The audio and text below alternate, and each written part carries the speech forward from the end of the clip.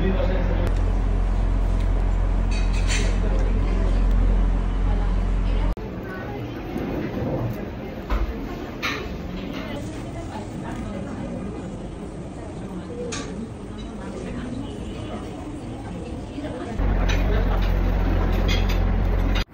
Guys, সবাই কেমন আছো? আমি কিছুদিন আগে গিয়েছিলাম ধানমন্ডি সীমান্ত স্কোয়ারের পাশে ডেলি ফ্রান্স কফি অ্যান্ড বেকারিতে।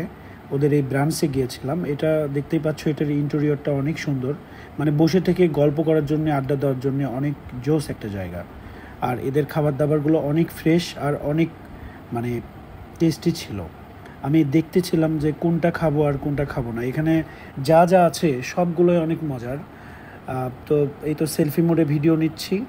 তো আমি কি খাবো ভাবতে ভাবতে অর্ডার করে দিয়েছি। আমি আসলে খাওয়ার জন্য গিয়েছি বার্গার আর হলো ক্রসনটা খাওয়ার জন্য গিয়েছি। ওদের ক্রসনটা অনেক স্পেশাল আর কি, অনেক মজার হয়। সো ওই বার্গারের সাথে আমার একটা কফি ফ্রি দিয়েছিল। আমি এটা খাওয়ার পরে মানে অনেক মজা লাগছে। আর এই ক্রসনটা যেটা দেখতে পাচ্ছ, এটা কিন্তু অনেক মজার। এর ভিতরে একটা মানে হানির একটা ইয়ে ছিল, মানে অনেক মিষ্টি মিষ্টি অনেক একটা ফ্লেভার ছিল, ভালো আর কি যাকে বলে।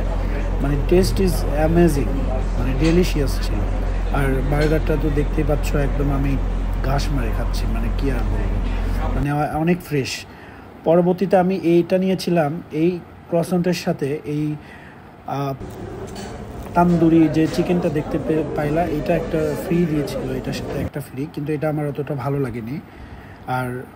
আর একটা কফি ফ্রি দিয়েছিল, সেটা লাস্টে তোমরা দেখতে পারবা। এটা আমার অতটা ভালো লাগেনি, কিন্তু বার্গার আর প্রথমের যে ক্রসনটা ছিল এটা অনেক মজা ছিল। ওদের সব খাবারই ফ্রেশ আর ওদের কফিটাও অনেক মজা ছিল। বাট এখানকার এক্সপেন্সিভ এগুলো জায়গা হয়। ওদের গুলশান, বনানী আরও বিভিন্ন জায়গায় ব্রাঞ্চ আছে।